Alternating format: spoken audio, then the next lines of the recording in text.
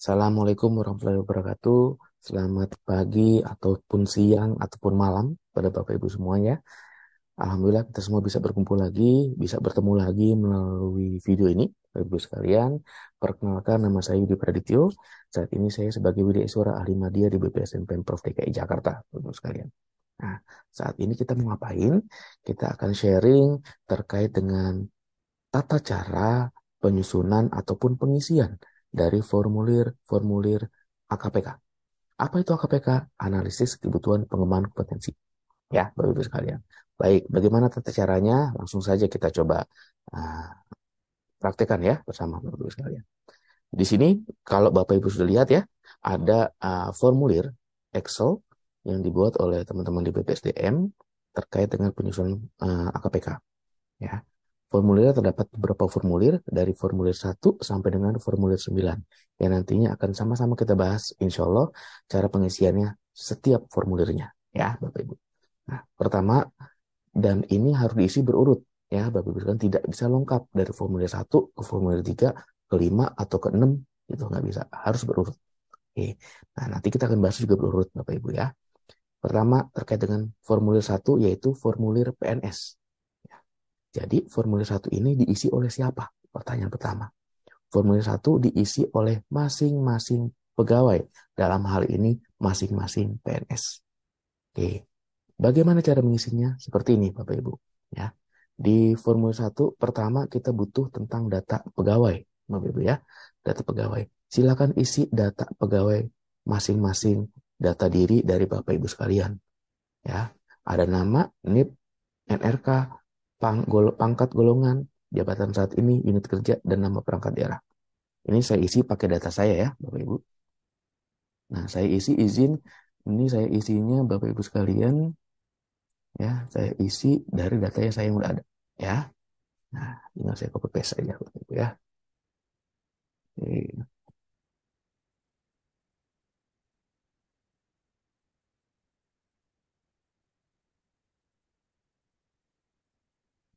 Saya copy paste ya. Nah, di sini sudah ada nama saya, NIP saya, pangkat saya, jabatan saat ini, dan unit kerja, serta nama perangkat daerah. Nah, bagi Bapak Ibu yang ada di unit kerja diisi misalkan UPT apa, ya, atau Sudin, suku dinas, atau suku badan, ya, silakan. Atau Bapak Ibu ada di kecamatan, di kelurahan, ada di rumah sakit, silakan Bapak Ibu isi sesuai dengan unit kerja Bapak Ibu saat ini. Nah, nama perangkat daerah apa? Ya, nama perangkat daerah Bapak Ibu. BPSDM, BKD, misalkan Dinas A, Dinas B, seperti itu, ya.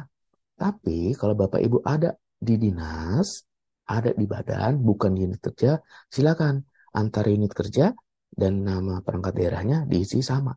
Seperti saya ada di BPSDM langsung diisi dua-duanya sama. Seperti itu ya Bapak Ibu sekalian.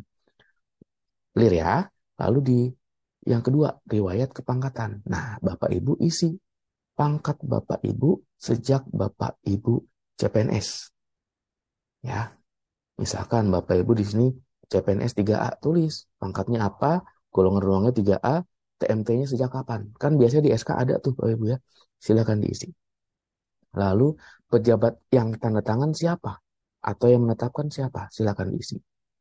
Sampai pangkat golongan Bapak Ibu yang Bapak Ibu miliki saat ini atau sekarang. Ya, diisi. Jadi saran saya berurut mulai nomor 1 paling atas sejak Bapak Ibu apa namanya CPNS sampai dengan saat ini berurut ke bawah seperti itu ya. Lalu kedua terkait selanjutnya ya ketiga terkait dengan riwayat jabatan. Nah, riwayat jabatan Bapak Ibu isi sama pangkat golongan ruang TMT jabatan. Kalau di atas TMT pangkat, kalau di sini TMT jabatan. Ya, TMT jabatan dan jabatannya apa? Bapak Ibu sekalian ya. Jabatannya apa? Bapak Ibu. Misalkan pada saat 3A CPNS, Bapak Ibu tahun 2010 misalkan seperti saya, jabatannya apa? Kalau saya misalkan penata laporan keuangan, silakan diisi penata laporan keuangan. Ya. TMT-nya ada, biasanya ada SK-nya sendiri. di setiap kepala kepala ataupun Bapak Ibu jadi pelaksana tuh biasanya ada SK dari kepala SKPD. Atau Bapak Ibu jadi pejabat eselon 4 ada SK dari Sekda ataupun dari Pak Gubernur seperti itu. Ya, silakan diisi. Nah, yang keempat terkait dengan Bapak Ibu perlu isi adalah riwayat pengembangan kompetensi. Nah, di sini ada beberapa pengembangan kompetensi yang Bapak Ibu perlu isi. Yang pertama adalah pendidikan. Pendidikan dalam artian Bapak Ibu perlu isi jenjang pendidikan formal S1, S2, ataupun D3. D1, D2, D3 terkait dengan perguruan tinggi aja, Bapak Ibu ya. Tidak perlu dari SD, SMP, SMA. Seperti itu, cukup perguruan tinggi. Mulai dari D1, D2, D3, S1, S2, ataupun S3. Silahkan. Jenjang pendidikannya apa nih di sini? Mulai dari D1 sampai dengan S3. Tahun lulusnya. Lalu diisi tahun lulusnya kapan. Prodi atau jurusannya apa. Nama perguruan tingginya apa. Universitas Indonesia misalkan. Institut Teknologi Bandung ataupun yang lainnya. Ya, Bapak Ibu. Selanjutnya, riwayat pengembangan kompetensi terkait dengan pelatihan. Nah, ini Bapak Ibu pasti pernah ikut beberapa banyak ataupun banyak pelatihan. Silahkan diisi. Nama bangkomnya, nama pelatihannya apa. Mulai dari Bapak Ibu CPNS. Ya, ikut latsar atau ikut dulu di diklat apa namanya? Diklat prajabatan namanya. Silahkan diisi. Penyelenggaranya siapa? Tempatnya di mana? Ya. Waktu pelaksanaan papan. Seperti itu ya. Durasinya berapa jam pelajaran seperti itu. Nanti saya kasih yang sudah saya isi contohnya ya Bapak Ibu untuk formulir 1 ini. Nah, bimbingan teknis Bapak Ibu selain pendidikan pelatihan ada juga bimbingan teknis. Bapak Ibu isi juga bimtek-bimtek yang Bapak Ibu pernah ikuti. Apa saja. Silahkan ya. Lalu seminar-seminar yang Bapak Ibu pernah ikuti apa? Atau lokakarya atau workshop atau orientasi dan lain sebagainya. Silakan diisi ya. Bapak Ibu bertugas sebagai apa di dalam seminar itu? Peserta kah atau panitia atau penyelenggara? Silakan diisi ya. Lalu misalkan Bapak Ibu punya yang kelima adalah kita minta terkait dengan sertifikasi keahlian. Nah, saat ini sudah zamannya sertifikasi Bapak Ibu. Jadi Bapak Ibu mungkin ada jabatan-jabatan ataupun keahlian-keahlian yang saat ini harus tersertifikasi. Silakan diisi kalau Bapak Ibu sudah punya sertifikasi. Ya, sertifikasi dikeluarkan oleh 2 lembaga setahu saya saat ini. Yang pertama adalah BNSP, Badan Nasional Sertifikasi Profesi, ya. Yang kedua ada juga di Kemendagri, ya, LSP Kemendagri ya, Kementerian Dalam Negeri terkait dengan sertifikasi ataupun jabatan-jabatan pemerintahan. Seperti itu. Ya, silakan Bapak Ibu. Lalu yang F terkait pengalaman kerja. Mungkin Bapak Ibu bilang yang F sama yang C mirip ya? Iya, sama yang C mirip. Nggak apa-apa Bapak Ibu. Agak-agak mirip memang. Silakan diisi saja nama jabatan Bapak Ibu, pangkat golongan, lama jabatan. Ya. Cuman bedanya di sini ada Bapak Ibu lama jabatannya tahun berapa sampai dengan tahun berapa dan instansinya. Bapak Ibu menduduki misalkan sebagai bendahara pengeluaran di instansi mana? Silakan Bapak Ibu sebutkan ya. Di sini lebih detail di F ya. Nah, selanjutnya terkait dengan riwayat keterlibatan dengan instansi lain. Bapak Ibu misalkan jadi anggota apa? Anggota profesi, silakan Bapak Ibu tulis riwayat keterlibatan Bapak Ibu. Kegiatannya apa? Ya, baru misalkan menjadi anggota kayak saya Ikatan Profesi Widya Aksara Indonesia. Silakan. Instansi pengguna siapa? Berarti APWI, Asosiasi Profesi Widya Aksara Indonesia. Silakan. Tahun berapa tuh? Silakan diisi Bapak Ibu ya. Nah, yang terakhir yang perlu Bapak Ibu isi masing-masing pegawai adalah ini Bapak Ibu. Kelebihan, kekurangan dalam Bapak Ibu melaksanakan pekerjaan. Ya. Kelebihan, kekurangan Bapak Ibu apa? Silakan Bapak Ibu isi. Dan ini boleh lebih dari 1. Misalkan kelebihan Bapak Ibu punya 5 kelebihan, silakan diisi 5. Kekurangan cuma punya 2, silakan diisi 2. Ya, sesuai yang Bapak Ibu rasakan. Ya. Tapi di sini kelebihan dan kekurangan pada saat Bapak Ibu menduduki jabatan Bapak Ibu. Misalkan Bapak Ibu menduduki suatu jabatan bendahara, ya, bendahara pengeluaran. Kelebihan saya pandai mengoperasionalkan komputer ataupun Excel. Nah, itu bisa menjadi suatu kelebihan dalam profesi ataupun jabatan bendahara Bapak Ibu sekalian. Atau kekurangannya apa? Kekurangannya bisa juga terbalikannya. Saya agak tidak memahami terkait dengan teknologi, misalkan. Bisa. Atau Bapak Ibu belum memiliki sertifikat bendahara. Silahkan. Silahkan Bapak Ibu sekalian. Ya diisi kekurangan-kekurangannya. Nah, poin H ini menjadi penting untuk apa? Penting dalam nanti Bapak Ibu melakukan atau pengisian, atasan Bapak Ibu melakukan pengisian di formulir-formulir selanjutnya. Ya, jadi Bapak Ibu di formulir H ini diisi benar-benar sesuai dengan kelebihan dan kekurangan pada saat Bapak Ibu menduduki jabatan sekarang, yang Bapak Ibu duduki ini sekarang. Harus benar-benar diisi sesuai dengan apa namanya uh, kelebihan dan kekurangan Bapak Ibu yang Bapak Ibu rasakan dalam melaksanakan aktivitas menduduki jabatan Bapak Ibu saat ini. Seperti itu. Ya, Bapak Ibu sekalian. Oke, itu yang per formulir 1.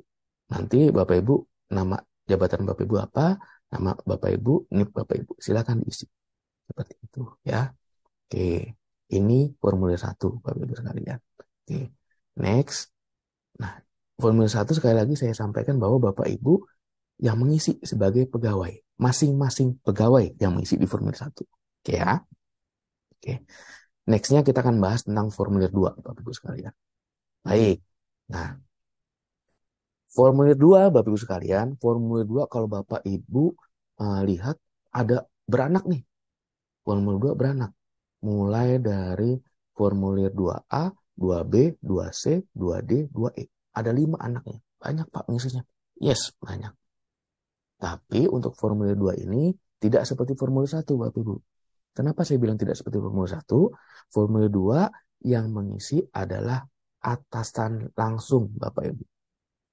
Atasan langsung atau yang menilai SKP Bapak Ibu. Ya, yang menilai SKP Bapak Ibu. Itu yang mengisi pertama. Dan di formulir 2 ini, atasan langsung atau Bapak Ibu sebagai atasan langsung tidak perlu ngisi anak-anaknya semua. Formulir 2A, 2B, 2C, 2D ya, diisi semua. Ini 2B, 2C ya sampai dengan 2E diisi semua, tidak perlu. Bapak Ibu ya. Bapak Ibu hanya mengisi di mana Bapak Ibu hanya mengisi salah satu formulir 2-nya saja. Yang bedain apa? Kalau formulir 2A itu untuk level pelaksana atau teman-teman fungsional tingkat terampil. Ya, Bapak Ibu sekalian. Lalu kedua, formulir 2B untuk apa? Untuk Bapak Ibu jabatan-jabatan pengawas atau eselon 4 dan jabatan fungsional ahli pertama. Seperti itu, yaitu level 2. Dan level 3 ataupun yang 2C itu untuk Bapak Ibu yang bawahan langsungnya ya, merupakan jabatan-jabatan administrator atau jabatan fungsional ahli muda. Seperti itu. Nah, lalu ada 4D nih. Nah, ini udah saya kasih contoh ya untuk nama saya. Saya lihat dulu ya, Bapak Ibu biar enak. Nah, penilaian pegawai jabatan untuk JPT Pratama atau jabatan fungsional ahli madya. Jadi kalau Bapak Ibu punya bawahan JPT Pratama ataupun ahli madya, Bapak Ibu perlu isi di 2D. Seperti itu. Atau yang terakhir untuk jabatan tinggi madya atau JF ahli utama, jabatan fungsional ahli utama. Nah, ini diisi di formulir 2E. Jadi Bapak Ibu perlu pilih salah satu. Ya. Nah, kita bahas satu-satu Bapak Ibu ya. Sebetulnya isinya mirip-mirip Bapak Ibu ya. Kompetensinya apa saja mirip-mirip sebetulnya. Nah, pertama Bapak Ibu di formulir 2 ini adalah terkait dengan formulir penilaian pegawai jabatan pelaksana, pengawas, administrator, JPT pertama atau madya dan seterusnya ya Bapak Ibu sekalian. Nah, yang perlu Bapak Ibu isi adalah terkait dengan kesenjangan dari kompetensi yang dimiliki bawahan Bapak Ibu atau pelaksana Bapak Ibu. Ya. Pertama, kompetensi terkait dengan kompetensi manajerial. Kan kemarin kita udah bahas ya, kompetensi apa yang perlu analisis kebutuhannya. Yang pertama adalah terkait dengan kompetensi manajerial. Di sini kita sudah sediakan indikator-indikator perilaku dan komponen-komponen kompetensi sesuai dengan Permenpan 38 ya. 38 silakan nanti Bapak Ibu bisa kalau mau khawatir berbeda silakan Bapak Ibu cross check lagi dengan Permenpan 38 ya. Bapak Ibu sekalian dicek. Nah, tapi di sini sudah kita buat nih masing-masing formulir sudah kita sesuaikan dengan jenjangnya masing-masing ya Bapak Ibu sekalian. Silakan. Cara mengisi gimana? Bapak Ibu sebagai atasan langsung cukup checklist pada kolom checklist kesenjangan ya, jika punya kesenjangan, tidak jika Bapak Ibu merasa bawahan Bapak Ibu tidak memiliki kesenjangan. Seperti itu. Contoh, misalkan langsung saja di 3D ya Bapak Ibu sekalian. Di sini ada nama saya nih misalkan Bapak Ibu ya. Nama lengkap diisi, nama lengkapnya Bapak Ibu. Isi ya. Misalkan saya copy aja deh Bapak Ibu ya. Biar cepet ya.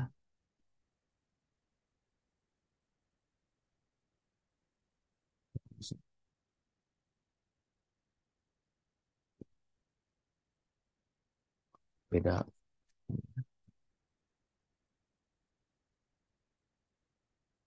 Oke, ini sekian ya.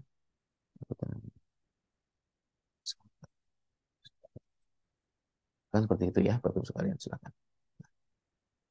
Untuk integritas misalkan menurut Bapak Ibu atau menurut Bapak Ibu sebagai atasannya, saya menciptakan situasi kerja yang mendorong seluruh pemangku kepentingan mematuhi nilai, norma, dan etika organisasi dalam segala situasi dan kondisi. Misalkan menurut Bapak Ibu, saya punya kesenjangan itu. Ya. Atau menurut Bapak Ibu, saya atau anak buah Bapak Ibu eh, tidak dapat menciptakan situasi kerja yang mendorong seluruh pemangku kepentingan mematuhi nilai. Berarti ada kesenjangan di situ. Ya, di checklist di sini. Lalu yang kedua, mendukung dan menerapkan prinsip moral.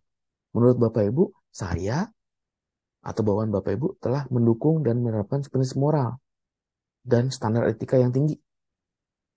Telah ya. Kalau saya dianggap punya kompetensi ini, Bapak Ibu pilih checklist tidak. Tapi kalau saya dianggap tidak punya kompetensi ini, Bapak Ibu checklist ya.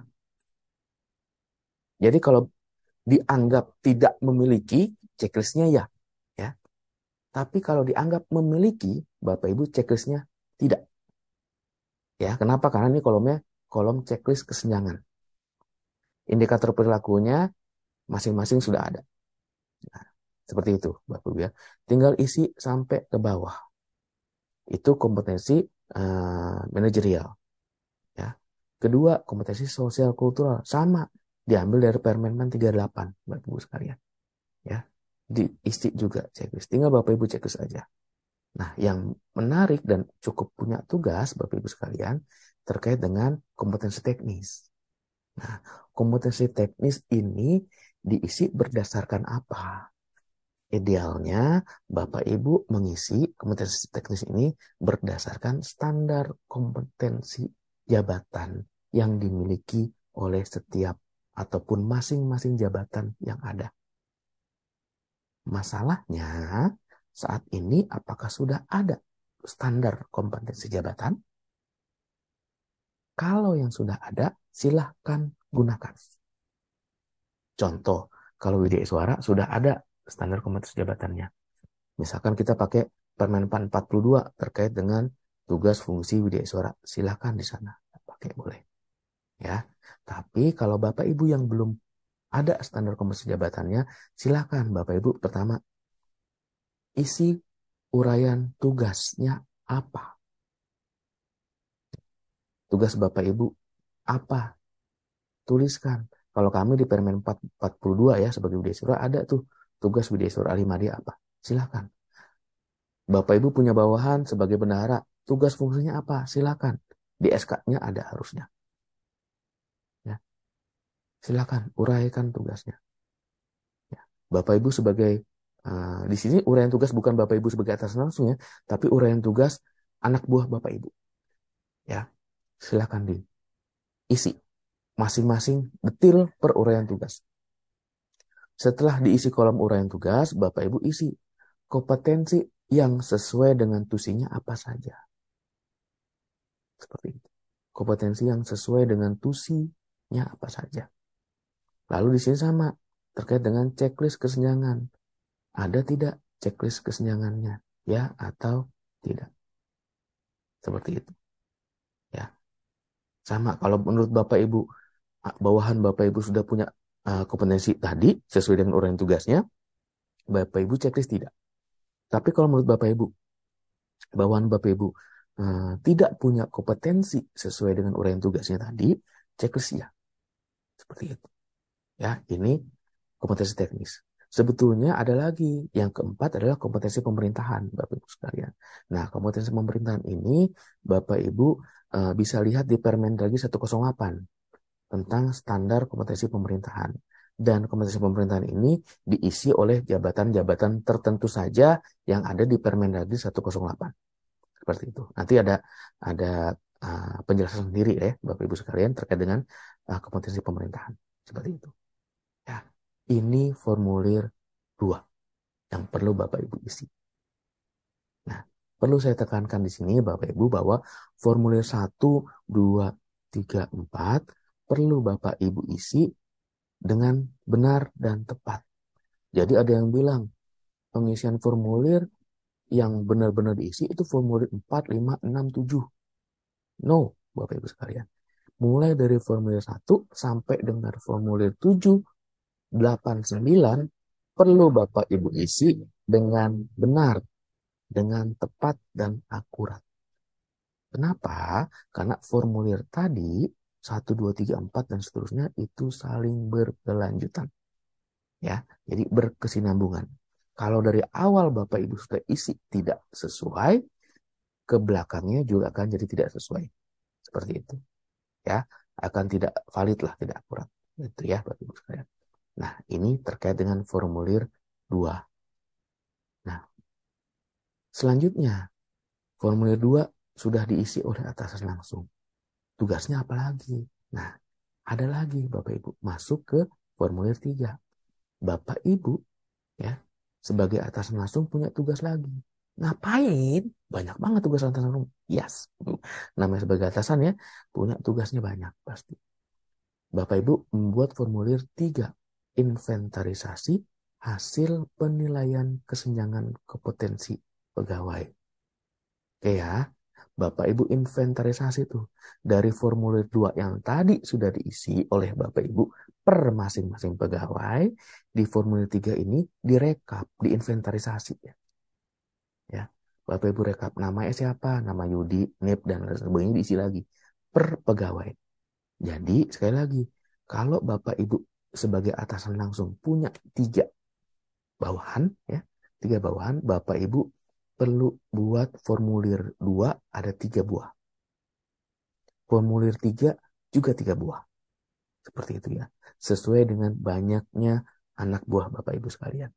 Seperti itu. Ya. Kalau punya anak buah Bapak Ibu punya 10, bikin 10. 100, bikin 100. Seperti itu. Ya, Bapak Ibu sekalian. Oke. Nah, di sini merupakan inventarisasi dari formulir 2 yang Bapak Ibu sudah isi tadi. Ya. Inventarisasi tadi nih. Silakan ya. Nah, formulir 3 apa saja isinya? Di sini adalah merupakan inventarisasi atau rekapan-rekapan. Ya. Contoh integritas. Nah, ini udah saya isi nih, misalkan ya. Integritas. Hasil penilaian kesenjangan kompetensinya ada berapa? Kita lihat Bapak Ibu. Integritas ada berapa indikator sih? Integritas ada 3 indikator, 41, 42, dan 43. Ya Bapak Ibu. Silakan. Hasil penilaian kesenjangannya, saya ada berapa yang senjang? Misalkan ya. Wah, yang senjang saya ada 2. Dari 3 saya ada 2. Bapak Ibu ya. Yang di checklist ya ada 2. Tulis hasil kesenjangan 2. Kerjasama misalkan ya. Kerjasama misalkan.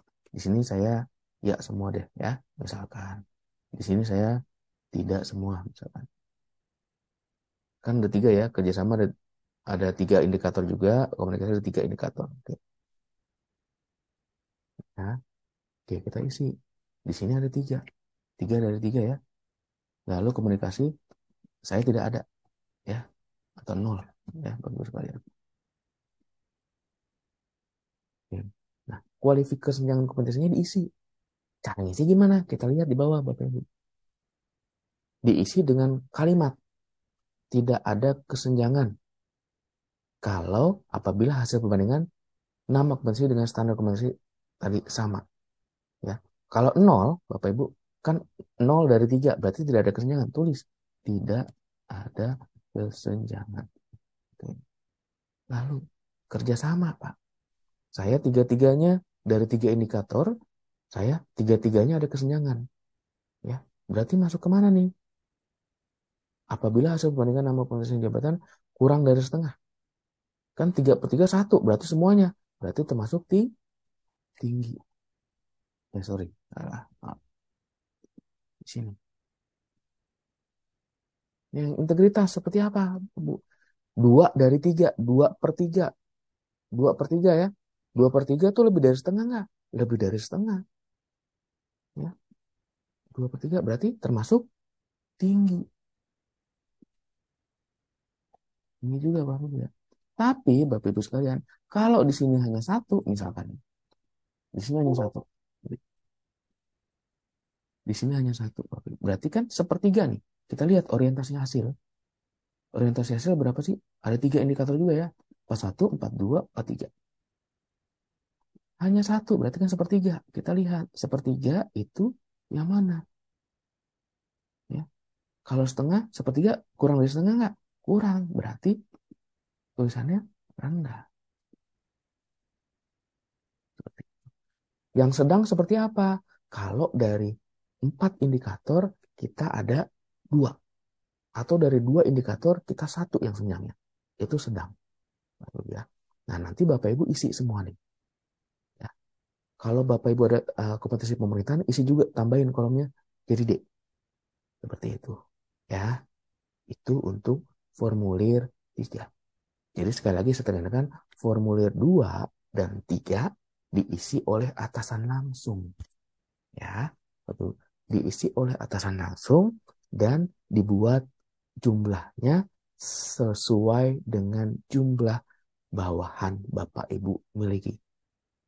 Misalkan sekali lagi Bapak Ibu punya 5 pelaksana atau 5 bawahan. Ya berarti ada 5 formulir 2 atau dan juga 5 formulir 3. Itu ya Bapak Ibu sekalian. Oke. Clear ya mudah-mudahan ya. Next, formulir 3 Bapak Ibu sekalian. Formulir 3. Sorry, tadi formulir 3 ya. Nah, ini formulir 4. Formulir 4 juga beranak Bapak Ibu. Wah, ini beranak semua ya. Udah banyak formulir tapi beranak semua. Nah, tapi tenang Bapak Ibu sekali lagi. Di formulir 4 ini tidak perlu Bapak Ibu isi satu persatu ya. Jadi ada formulir 4A, tugasnya siapa? Tugasnya atasan langsung yang ngisi. Formulir 4B, tugasnya siapa? Tugasnya pengelola kepegawaian, ya. Di mana? Di unit perangkat daerah. Formulir 4C, tugasnya siapa? Tugas yang ngisi adalah pengelola kepegawaian di perangkat daerahnya. Seperti itu, Bapak Ibu ya. Oke, formulir 4 apa Pak? Nah, formulir 4 adalah rekapitulasi. Bapak Ibu sudah bikin formulir 3 tadi ya. Nih. Lalu direkap Pak Bu. Direkap. Oleh siapa? Yang pertama oleh atasan langsung. Ya. Bapak Ibu punya anak buah tadi 5 dengan jabatannya yang beda-beda. Misalkan nama jabatan, contoh saya ambil simpel Bapak Ibu ya. Nama jabatan Widya Iswara. Ahli Media. Jumlah existing Bapak Ibu berapa nih? Contoh di BPSM ada 16 misalkan ya. 16. Nah, ini harus diisi semuanya. Jumlahnya berapa? Ya. Yang tingkat tidak ada kesenjangan ya, tidak ada kesenjangan, rendah, sedang atau tinggi kesenjangannya tadi. Oh, ternyata yang tidak untuk integritas tidak ada kesenjangan, ada dua orang. Yang sifatnya rendah, ada 3 orang. Yang sedang, nggak ada nih. Yang tinggi 11 misalkan. Total ini, Bapak Ibu, harus 16. Ya. Sama dengan jumlah existing. Begitu juga seterus ke bawahnya. Misalkan di sini 3, 2, 1. Berapa nih? Berapa? 10 misalkan. Begitu juga selanjutnya. 6, 4, 1, 5 misalkan. Ini harus 16 per masing-masing indikator, per masing-masing kompetensi harus 16 atau sesuai dengan jumlah existing jabatan bawahan Bapak Ibu. Ya, ini sama. Sebetulnya form 4 ini hanya rekap dari formulir 3 ya Bapak Ibu sekalian. Silakan diisi. Ya, Bapak Ibu sekalian. Oke. Nah, ini formulir 4A untuk atasan langsung. Setelah Bapak Ibu sebagai atasan langsung membuat formulir 4A, Bapak Ibu ngapain? Bapak Ibu kasih formulir 4A tadi ke teman-teman pengelola kepegawaian di unit perangkat daerahnya. Jangan langsung ke perangkat daerah, kasihan. Ke unitnya dulu, kepegawaian misalkan ada di UP, ke Kasubag Tata Usahanya, sampaikan ke pengelola kepegawaiannya. Ini, nah, Pak, tugas saya sebagai atasan langsung, saya udah bikin formulir 2, 3, 4. Kumpulkan formulir 2, 3, 4 ke mereka. Ya. Nah, tugas Bapak Ibu sekarang sebagai pengelola kepegawaian di unit perangkat daerah, bikin formulir 4B. Ya. Formulir 4B apa? Sama datanya dengan 4A. Cuman apa? Di sini lebih panjang, Pak Bu. Kenapa? Karena unit perangkat daerah berdasarkan jabatan-jabatan yang ada di unit perangkat daerahnya. Mulai dari apa? Mulai dari ya pimpinannya, ya unit perangkat daerahnya seperti itu. Atau mulai dari Bapak Ibu sebagai jabatan-jabatan yang ada di unit perangkat daerahnya, ya. Semuanya pokoknya ada di sini, ya. Ibu, silakan, ini merupakan rekapan. Ya, oke, silakan.